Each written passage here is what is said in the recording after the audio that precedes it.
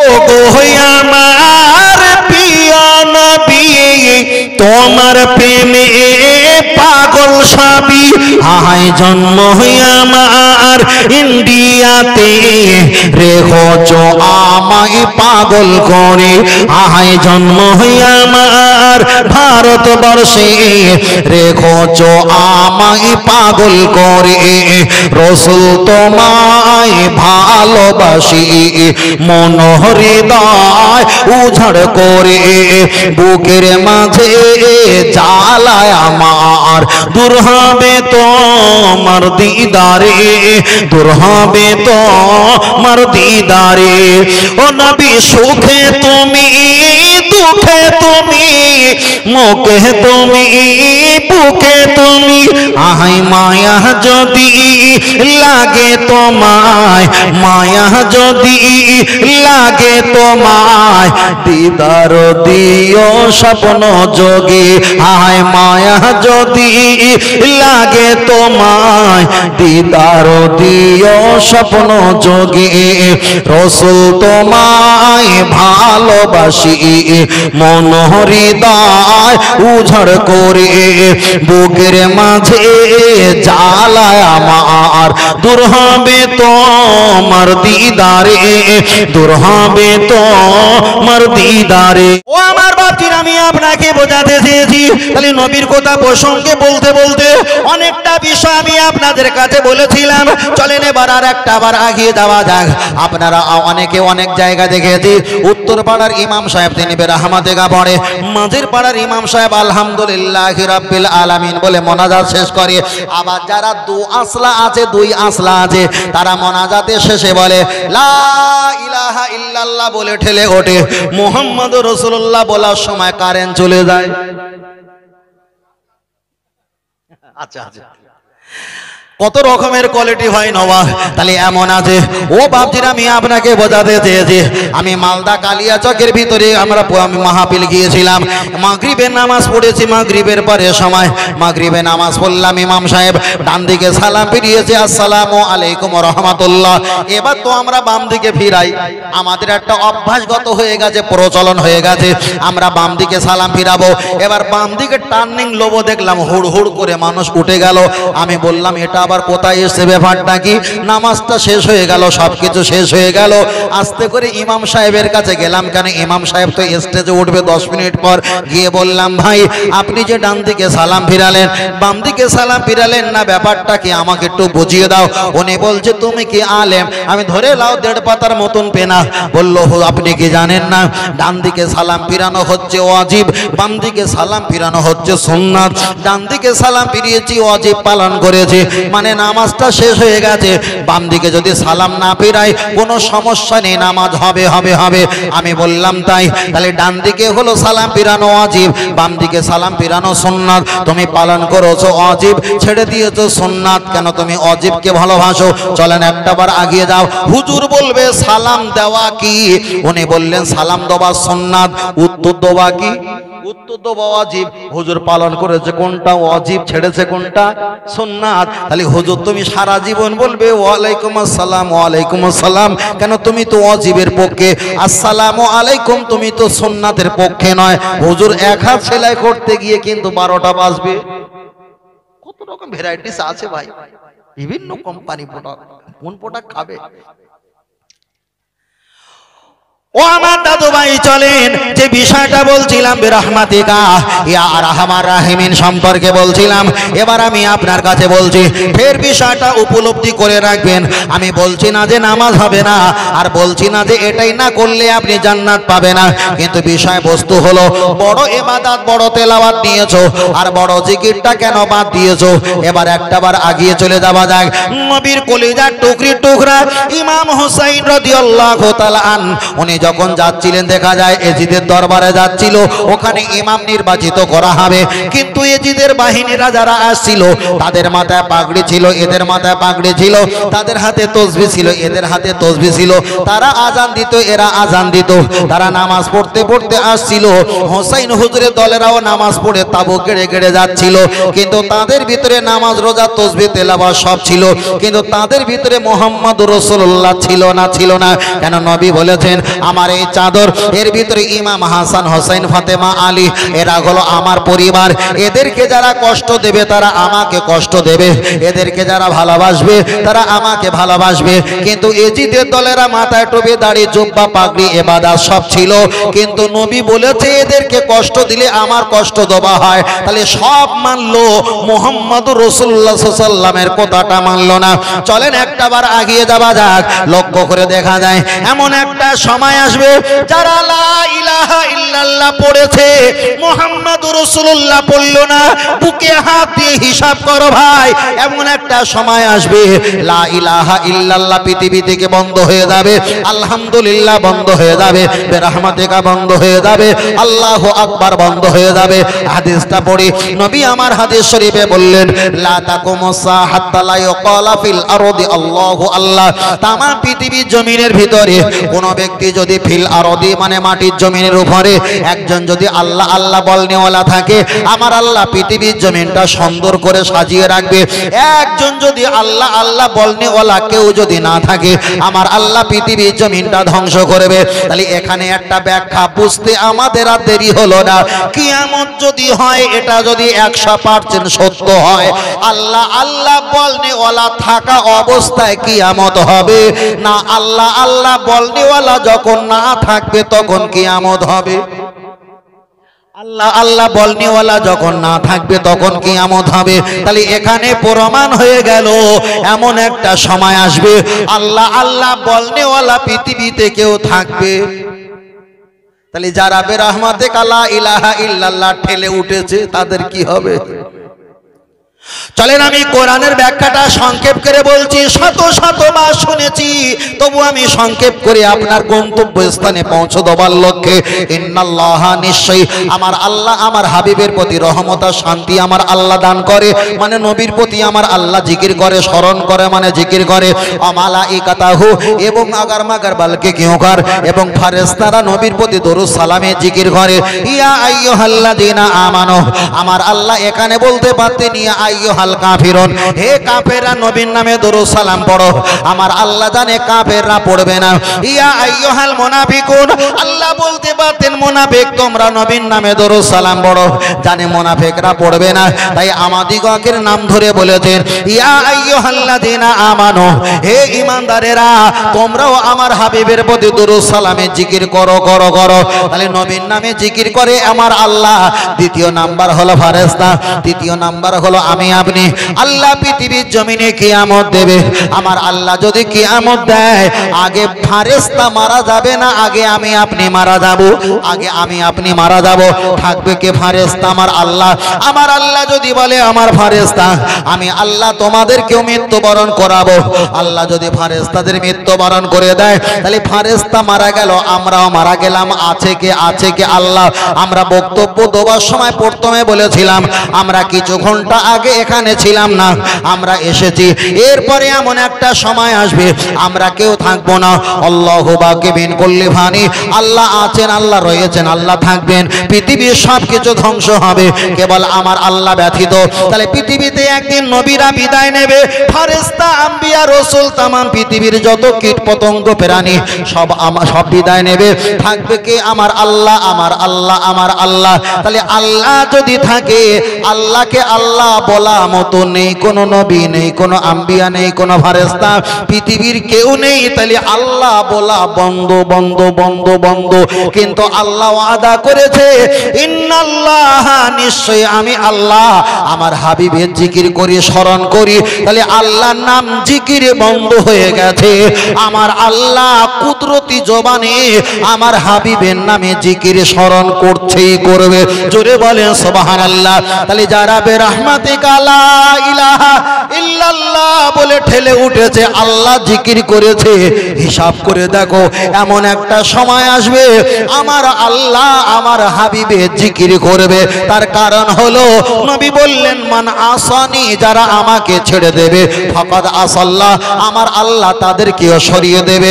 মান আতানি, যারা আমাকে ইত্তেবা করবে, ফাকাদ আতাল্লাহ, আমার আল্লাহর ইত্তেবা হয়ে যাবে। আরেকটু জোরে হবে না? অসুবিধা হচ্ছে নাকি বাবু? তাহলে প্রথম থেকে আমাদের একটাই লজিক আর উদ্দেশ্য ছিল কি, আমরা আল্লাহ আর নবী হাসিল করব, আল্লাহ আর নবী হাসিল করব। আজকে লোক সংখ্যাটা অনেক কম কেন? আসবে। ও, আমি এই পরিবেশের দিকে তাকিয়ে আমি এই বক্তব্যটা টেনেছিলাম, এই পরিবেশের দিকে তাকিয়ে যে আমরা হুজুর পেয়েছি, আলেম পেয়েছি, বক্তা পেয়েছি, কিন্তু আল্লাহ নবী হাসিল করা ব্যক্তি পাইনি বলে আমাদের দুর্দশাটা, এই দুর্দশাটা। আমি এই পরিস্থিতির উপরে নির্ভর করে এই বক্তব্যটা বলতে আমি বাধ্য হয়ে পড়েছিলাম। তবে যতটা বলছি, ফের বলছি, ভালো করে বলতে পারিনি, এটা আমার দুর্বলতা। তবে মিথ্যা বলে কাউকে হাসানো সম্ভব নয়, কেন আমারও একদিন নাজাতের ব্যাপার আছে। আল্লাহ, ও গজল বলতে হবে এখন, সে আমরা ওয়াজের লাইনে আছি তো ওই দিকে সব খেয়াল নেই এখন। চলুক, আমাদের যে লাইনটা চলছিল চলুক, চলুক ভাই। হ্যাঁ হ্যাঁ চলুক। আল্লাহ আল্লাহ। ও আমার বাপজিরা, আমার মুরব্বী বাবাজিরা, চলেন আপনার কাছে আমরা প্রসঙ্গটা নিয়ে আবার দীর্ঘ লম্বা করে আগিয়ে যাই। সময় আমরা ফালতু সময় দেব না, যতটা সময় পাবো আমার নবীর প্রশংসা, পীর মাশায়েখের প্রশংসা, আল্লাহ তারিফ, নিয়ামতি, নিজমা কালাম, পবিত্র কালাম সম্পর্কে আমরা কথা বলবো। তাহলে আমাদের লাভটা কি হবে? দুনিয়ায় যতদিন এমন কিছু কথা শুনবো, দুনিয়াতে কল্যাণ হোক, পরকালে কল্যাণ হোক, এটাই হলো সবচাইতে আমাদের বড় ফ্যাসিলিটি। চলেন এবার একটা বার আগিয়ে যাওয়া যাক। তাহলে আল্লাহ জিকির একটা সময় বন্ধ হবে, কিন্তু নবী জিকির বন্ধ হবে না, হবে না, চলবে চলবে চলবে। ও বাপজিরা, আমি আপনার কাছে বোঝাতে চেয়েছি, একটা বার আগিয়ে চলে যাওয়া যাক। আমরা একদিন মারা যাব, আমরা প্রত্যেকে একদিন মারা যাব। মরে যাবার সময় ইবলিস আজাজিল এসে বলবে, ওরে মফিজুল, আমি তোমার সেই আল্লাহ, তুমি কি চিনতে পারো না? আমি বলবো না। উনি বলবে, আমি তো হলাম সেই আল্লাহ। কত সুন্দর না সুরত নিয়ে আমার কাছে আসবে, এসে বলবে, এতটা নবী নবী করে পাগল হয়েছিলে, তবে এতটা তোমার কলেমা পড়তে হবে না। মরণকালে তোমার চেহারাটা পাকা ফোড়ার মতন ব্যথা হয়েছে, তুমি এতটা কলেমা কষ্ট করে না পড়ে ছোট্ট করে পড়ো লা ইলাহা লা ইলাহা লা ইলাহা, যার ব্যাখ্যা হলো নেই কোনো মাবুদ, নেই কোনো প্রভু, নেই কোনো খালেক মালেক আল্লাহ, নেই কোনো সৃষ্টিকর্তা, নেই কোনো রব, একমাত্র কেউ নেই। আপনি নাস্তিক হয়ে গেলেন। আপনি যখন লা ইলাহা জিকির করবেন, তখন আপনি মৃত্যুর জায়গায় পৌঁছে গেলেন, আপনি বেঈমান হয়ে গেলেন। ইবলিস তখন প্রসাব করে পিয়ালা দিয়ে আপনাকে পান করাবে, খা, হাউজে কৌসারে পানি খা, আমি তোমার আল্লাহ। আপনিও খাবেন, বেঈমান আর কাফের হয়ে যাবে। তাহলে এখানে প্রমাণ হয়ে গেল, আমার নবীর প্রতি যদি মহব্বত, ভালোবাসা থাকে, নবীর প্রতি দয়া যদি থাকে, ঈমান যদি আপনার পরিপূর্ণ যদি ভর্তি হয়ে থাকে, মরণকালে আপনি ইচ্ছা করলে আমার নবীকেও দেখতে পাবেন। জোরে বলেন সুবহানাল্লাহ। ও বাপজিরা, আমি আপনাকে বোঝাতে চেয়েছি, লক্ষ্য করে দেখা যায় আমরা কবরে চলে যাব, কবরে যাবার পর ফেরেশতা জিজ্ঞাসা করবে, মফিজুল তুমি একটা বার বলো, মা রব্বুকা, তোমার রবকে।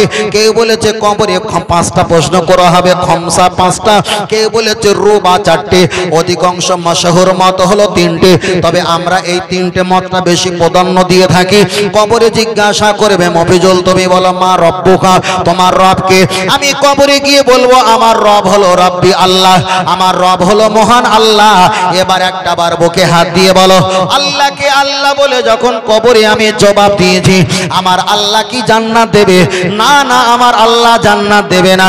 আল্লাহকে আল্লাহ বলে মানলে যদি জান্নাত পাওয়া হয়, পৃথিবীতে হিন্দু, খ্রিস্টান, জৈন, ফরাসি, শিবিরি, সাই, গুজরাটি, মারাঠি, কুচবিহারি, বিহারি, বাঙালি 3.5 থেকে 4.5 হাজার প্লাস ধর্মের মানুষ বসবাস করে। নাস্তিক বাদ দিয়ে তারাও তো আল্লাহকে, স্রষ্টাকে আল্লাহ বলে মানে। তাহলে আল্লাহকে আল্লাহ বললে যদি কবরে আল্লাহ জান্নাত দিয়ে দেয়, তাহলে ওরাও তো সহজে জান্নাত পেয়ে যাবে। ইবলিস তো আল্লাহকে মানে, উনিও জান্নাতে যাবে। ফেরাউন দেখা যায়, আজ দেখা যায় ফেরাউন, আবু জাহেল, তারাও তো আল্লাহকে মানে, ওরাও জান্নাত পেয়ে যাবে। না না না না, পাবে না, পাবে না।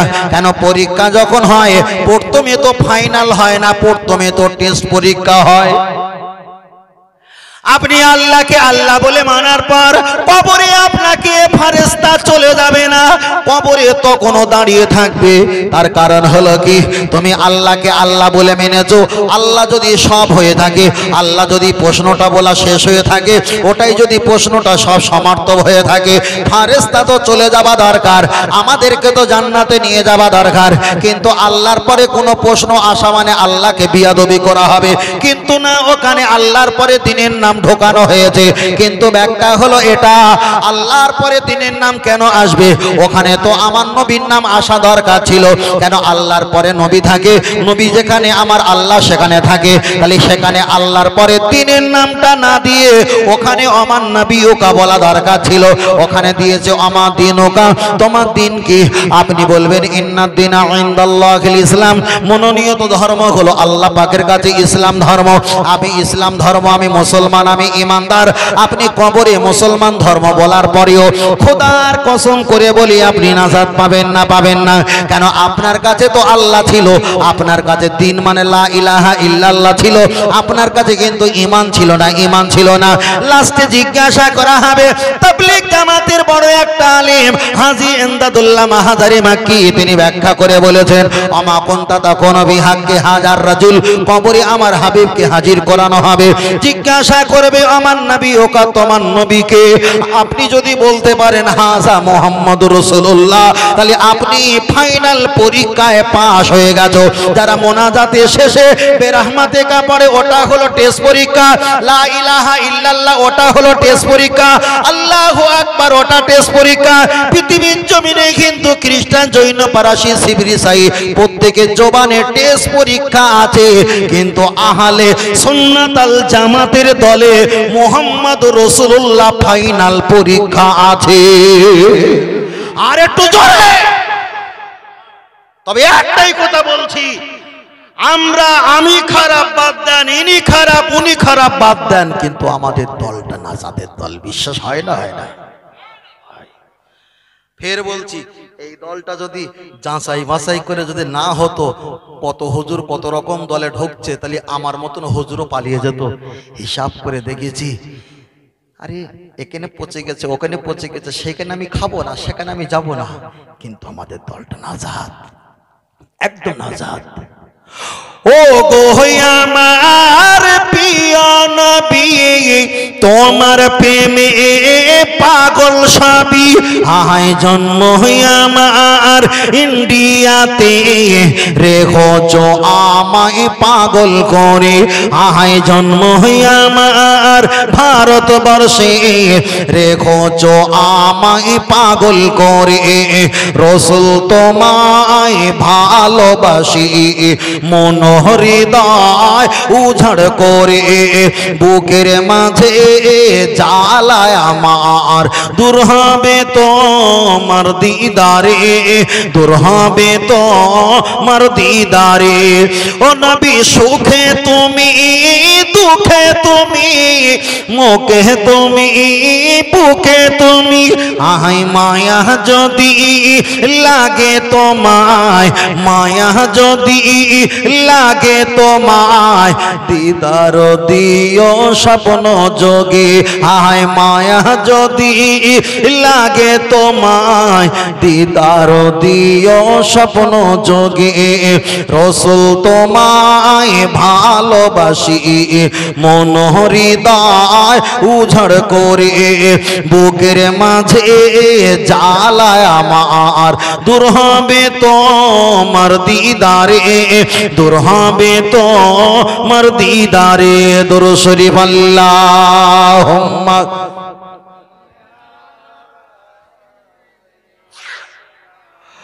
মাওলানা মুহাম্মদ ওয়া আলা আলি সাল্লাল্লাহু আলাইহি ওয়াসাল্লাম। ফের বলছি বাবাজি, একদম রোডিং করে নেবে, রোডিং, যে আমার ফজরের টোটাল রাত থেকে নিয়ে ফজর পর্যন্ত কমপক্ষে যেন 100 বার তওবা শরীফ না হয় 100 বার দরুদ শরীফ হবে, দুটোর মধ্যে একটা। ফজর থেকে নিয়ে জোহর আগ পর্যন্ত কমপক্ষে 100 বার তওবা শরীফ, না 100 বার দরুদ শরীফ, না 100 বার কলেমা শরীফ জিকির হবে। ফের ভাগ করবেন জোহর থেকে নিয়ে আসর পর্যন্ত, হয় কলেমা শরীফ, না তওবা শরীফ, না দরুদ শরীফ, যে কোনো একটা 100 বার পড়ব। আসর থেকে নিয়ে মাগরিব পর্যন্ত একবার 100 বার যে কোনো একটা অপশন পড়ব। মাগরিব থেকে নিয়ে এশা পর্যন্ত পড়ব। তারপরে এশার পরে মাগরিবের নামাজে যেগুলো সিস্টেম আছে সেগুলো সিস্টেম করব। যদি আমরা 15টা দিন, 1টা মাস, 2টো মাস, 3টে মাস করি, তাহলে এই যে আমার পড়ার সিদ্ধান্ত আছে আসর থেকে মাগরিব পর্যন্ত 100 বার পড়তে হবে। এই চা দোকানে বসে বাঁশ দেবার কাঁটি মারা সুযোগ পাবো বলে মনে হয়? পাবো না। তখন আমার ধান্দায় চেয়ারে আগে মাঝখানে বসতাম, হামসে বড়া কই নেই হ্যাঁ, আর এই সিদ্ধান্ত নিলে তখন আমার লুকিয়ে এক জায়গায় বসতে হবে। কেন আমি পড়বো, তাদের বিরক্ত হবে, তারা জোরে কথা বলবে, আমার পড়া গুলিয়ে যাবে, তারা বিড়ি খাবে, তাদের দুর্গন্ধ ধোঁয়া আমার নাকের ভিতরে প্রবেশ করবে। তাহলে আপনাকে কি করতে হবে? একটু লুকাতে হবে, মানে একটা আড়ালে যেতে হবে। আপনি করতে করতে 1 মাস, 2 মাস, 6 মাস, 1 বছর করবেন, তখন আপনার সঙ্গে নবীর সঙ্গে সম্পর্ক হয়ে যাবে। আল্লাহ নবী বলেছেন, ও আবগাদু ইলাল্লাহি আসওয়াদুহা, সবচাইতে নিকৃষ্ট জায়গা হলো বাজার। তখন আপনার কারণে বাজারটাও ক্যান্সেল হবে, ডিলিট হয়ে যাবে। কেন? আপনি সম্পর্ক করেছেন অন্য ব্যক্তির সঙ্গে। আর বেশিরভাগ যারা একটা চা দোকানে হোক, বাজারে হোক, যারা ফটকাবাজি গল্প গজব করে, ও ভিতরে দেখো কিচ্ছু নেই, কিচ্ছু নেই। পুরো সবচাইতে বড় ধাপ্পাবাজ, চিটিংবাজ, ফেরেববাজ। বাপ মার ভাত দেয় না, শ্বশুর শাশুড়ি ভাত দেয় না, চাচা চাচির সঙ্গে কারোর সঙ্গে হয় না। চা দোকানে এত বাতলা দেবে, দোকানদার বলবে এই ওরা ঘা দিবিনি, ও গল্প করে নাকি, কিন্তু নগদ টাকার মাল খায়। কথা বুঝেন না? আমি ফার বলো, বাজারে যাবেন, আমরাও যাই, আপনারাও যাবেন, ইমাম আসবে, আলেম ওলামা, মুফতি ভোজক সবাই যায় কম বেশি। প্রয়োজনে যাবেন, প্রয়োজন মিটে গেলে পায়খানা ঘরে থাকি কতক্ষণ? প্রয়োজন মিটে গেলে পায়খানা ঘরে কি বসে থাকি? আর থাকি না। প্রয়োজনে যাবেন, প্রয়োজন মিটে গেলে চলে আসবেন। ওই জায়গাটা খুব একটা ভালো জায়গা না। ওরে ভালো ব্যক্তিরে খারাপ করায়, ওখানে খারাপ ব্যক্তিরে আল্লাহর ওলি করে দেয়। কঠিন জায়গা, বড় সুপ্রিম কোর্ট। চলেন, আমি আপনার কাছে বলছিলাম, তাহলে কবরের ভিতরে আপনি যখন চলে যাবেন, আমার নবীর নাম বলবেন, ওটাই হলো ফাইনাল পরীক্ষা, ফাইনাল পরীক্ষা। তাহলে আমরা তো সর্বসময় আমার নবীর প্রশংসা করি, ওটাই তো আমরা ফাইনাল পরীক্ষা দিতেই থাকি। তবে আপনার কাছে আমি একটাই কথা বলছি, আমরা বক্তব্য শুনেছিলাম কি, আমরা আজকে দেখা যায় আজকে হলো শুক্রবার, আজকের তো শুক্রবার। আমরা সর্বসময় জানি শুক্রবারে মর্যাদা আছে, সোমবারেও মর্যাদা আছে, কিন্তু শুক্রবারে চাইতে আমি মফিজুল, আমার কাছে সোমবারে একটু মর্যাদা অন্যরকম। তার সংক্ষেপে একটা কথা বলি, শুক্রবারে ঈসা, মুসা, দাউদ, শুআইব, জাকারিয়া, লূত, ইব্রাহিম, পৃথিবীতে অগণিত নবী রাসূল যারা এসেছিলেন, শুক্রবারে আমার আল্লাহ তাদের আনতে পারেন, শুক্রবারে তাদের দোয়া কবুল হতে পারে। কুয়া থেকে, পানি থেকে, মাছ থেকে, আগুন থেকে আল্লাহ তাদের হেফাজত করতে পারে।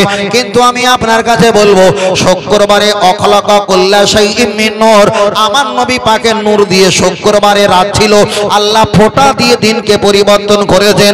শুক্রবারে সবকিছু হতে পারে। আল্লাহ আসমান থেকে পানি নাজিল করেছিলেন শুক্রবার। কোরআন বলেছে, মিয়ামিল জুমআতি ফাসাউ ইলা যিকরিল্লাহ, তোমরা শুক্রবারে ইবাদত করার জন্য যিকরিল্লাহ, আমি আল্লাহ আমার নাম স্মরণে বরণের জন্য তোমরা ওখানে হাজির হয়ে যাও। শুক্রবারে আমার আল্লাহ হতে পারে, শুক্রবারে আমার নবীও যেতে পারে, কিন্তু শুক্রবারে অন্য নবীদের আগমন ঘটার কারণে শুক্রবারে মর্যাদা অনেক, কিন্তু আমার নবীকে আমার আল্লাহ পাঠিয়েছিলেন সোমবারে। আল্লাহকে জিজ্ঞাসা করি, আল্লাহ শুক্রবারে মর্যাদা যদি এতই হয়ে থাকে, সোমবারে নবীকে পাঠিয়েছো, ওই মর্যাদাওয়ালা নবীকে শুক্রবারে না পাঠিয়ে সোমবারে কেন পাঠালেন? এখানে আমরা প্রকাশ্য পেয়ে গেলাম।